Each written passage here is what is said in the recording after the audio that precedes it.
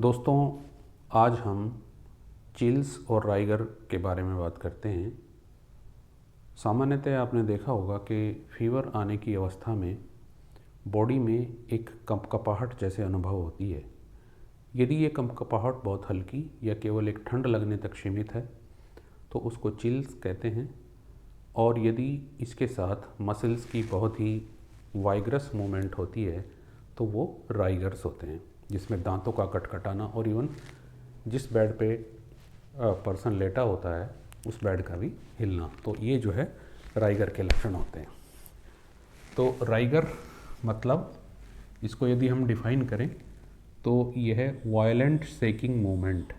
जो बॉडी की जो शेकिंग मूवमेंट है बहुत ही वायलेंट, ऐसे मस्कुलर ट्विचिंग्स होना, इसमें ऐसी violent shaking movements, teeth chatter यानी कि दांतों का कटकटाना, बेड शेकिंग जिस बेड पे पर्सन लेटा हुआ है उसका हिलना, और मसल ट्विचिंग या muscle jerky movement of the muscle का काफ़ी तेज़ी से जर्क होना, तो इसको राइगर कहा जाता है। और चिल्स जो है वो बहुत हल्की ठंड लगना या हल्की कंपकपाहट का फील होना। राइगर होने के बाद, जब राइगर की प्रोसेस समाप्त हो जाती है, उसके बाद बॉडी में स्वेटिंग और टेम्परेचर का बढ़ना, बाद में फीवर का अनुभव होना और साथ ही साथ स्वेटिंग का होना, यह भी लक्षण देखने को मिलता है। अब ये राइगर्स जो हैं एक सिंगल भी हो सकता है जो केवल एक ही बार आता है, और ये रिकरेंट भी होता है, बार बार आने वाला। तो जो सिंगल राइगर है उसमें जो भी फीवर हैं जो अचानक से उत्पन्न होते हैं बिना किसी प्रायर ऐसे सिम्टम के, अचानक से फीवर का आना, तो उसमें राइगर एक अवश्य अवस्था होती है। शुरुआत में राइगर के साथ ही टेम्परेचर बढ़ता है। Acute UTI, urinary tract infections, जो यूरिन के इन्फेक्शंस होते हैं उसमें भी प्राइमरी अवस्था में राइगर्स देखने को मिलता है। और साथ ही साथ इन्फ्यूजन और ट्रांसफ्यूजन, कई बार जब हम कोई एक फ्लूइड बॉडी में इन्फ्यूज़ करते हैं तो उसकी रिएक्शन से भी राइगर हो जाते हैं। और ट्रांसफ्यूजन का मतलब, इन्फ्यूजन का मतलब होता है किसी फ्लूइड को बॉडी में इंजेक्ट करना, जैसे बहुत सारे dextrose, normal saline, ringer lactate आदि।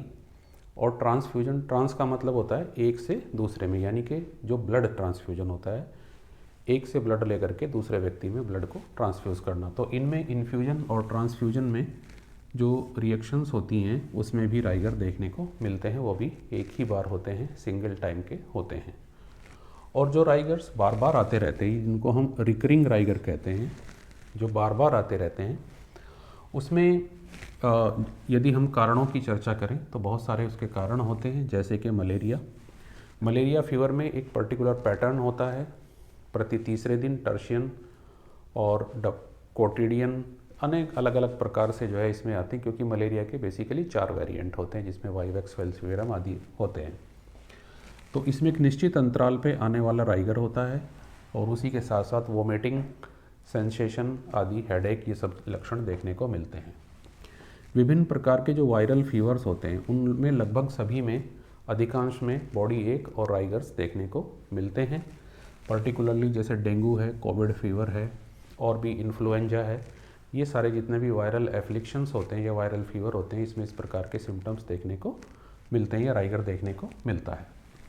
एक सबसे महत्वपूर्ण बात, कई बार क्या होता है कि कोई एक फीवर है जो काफ़ी लंबे समय तक चल रहा है और उसका कोई कारण पता नहीं लग पा रहा है, तो ब्लड टेस्ट करने पे जो ल्यूकोसाइट्स हैं वो बढ़े हुए हैं और जो न्यूट्रोफिल्स हैं वो भी बढ़े हुए हैं, यानी कि ल्यूकोसाइटोसिस और न्यूट्रोफिलिया यदि है तो हमें कोई ना कोई बैक्टीरियल इन्फेक्शन सस्पेक्ट करना चाहिए।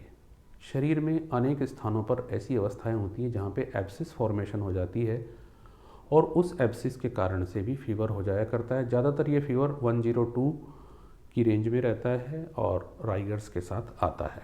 तो यदि ऐसा है तो हमें बॉडी में कुछ एब्सिस या इन्फेक्शन की अवस्थाएं, तो पहली जो कंडीशन है उसको हम कहते हैं पाइमिया का मतलब ये है कि पस का फॉर्मेशन इन ब्लड, यानी कि बॉडी में एक जगह पे पस बनी और वो ब्लड में कैरी कर गई और उसी की एडवांस स्टेज जब बहुत अधिक हो जाता है उसको हम सेप्टिसीमिया कहते हैं, यानी कि ईमिया यानी कि ब्लड में सेप्टिक फोकस या पस का बनना। तो इन कंडीशन में भी राइगर बार बार होता रहता है। इसके अलावा सिस्टाइटिस और यूटीआई, पूरे यूरिनरी ट्रैक्ट इन्फेक्शन या पूरे यूरिनरी ट्रैक्ट में इन्फेक्शन का होना और पर्टिकुलरली जो यूरिनरी ब्लैडर है उसमें इन्फेक्शन का होना जिसको सिस्टाइटिस बोला जाता है, उसमें भी रिकरिंग राइगर्स देखने को मिलते हैं। इसके बाद एक बहुत इंपॉर्टेंट डिजीज़ है जिसको हम एमीबिक हेपेटाइटिस या अमीबिक लीवर एब्सिस कहते हैं। अमीबिक लीवर एब्सिस में भी जो शुरुआत होती है वो बहुत तेज राइगर्स और हाई ग्रेड फीवर के साथ होती है। पेशेंट को सडन राइगर्स आते हैं, हाई ग्रेड फीवर आता है और जब उसका ब्लड टेस्ट किया जाता है तो बहुत मतलब 20,000 से 30,000 की रेंज में जो ल्यूकोसाइट्स हैं वो बढ़े हुए मिलते हैं, यानी कि सीवियर ल्यूकोसाइटोसिस देखने को मिलती है और एब्डोमेन के राइट साइड में पेन होता है। तो यदि ऐसे लक्षण आ रहे हैं तो हमको अमीबिक लीवर एब्सिस या अमीबिक हेपेटाइटिस का निदान या डायग्नोसिस करना चाहिए। तो ये एक इम्पॉर्टेंट बात है। उसके बाद जैसे मैंने बताया कि बॉडी में कहीं भी एब्सिस, पर्टिकुलरली पेल्विस में या इस्चोरेक्टल एब्सिस, जो पेरियनल रीजन में एब्सिस होती हैं बहुत ज़्यादा मात्रा में, जब तक वो अंदर रहती हैं उसमें पेन कम होता है और फीवर ज़्यादा होता है। धीरे धीरे जैसे ही वो बाहर की तरफ बल्ज होती हैं तो उसमें एक्सटेंसिव पेन, फीवर, ये लक्षण देखने को मिलते हैं। तो इसलिए एब्सिस पे भी हमको ध्यान देना चाहिए। इसी के साथ साथ पल्मोनरी ट्यूबरकुलोसिस के केसेस में भी राइगर्स देखने को मिल जाया करते हैं, पर्टिकुलरली जब इसमें सेकेंडरी इन्फेक्शंस होते हैं। ब्लड डिसऑर्डर्स जैसे ल्यूकेमिया और इसी के साथ साथ हॉजकिंस लिम्फोमा आदि में भी राइगर्स और फीवर देखने को मिलते हैं। और इसी के साथ साथ एक बहुत इम्पॉर्टेंट आस्पेक्ट है, ये है बिलियरी इन्फेक्शंस।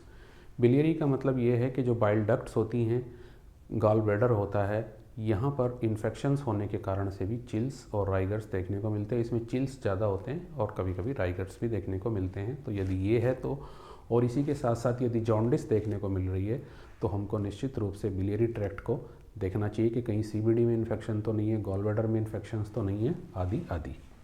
और उसके अलावा कुछ फंक्शनल कंडीशन जिसमें पेशेंट स्वतः ही बिना किसी एनाटॉमिकल डिसऑर्डर के ये लक्षण देखने को मिलते हैं, तो ये भी हमको पता लगाया जाना चाहिए।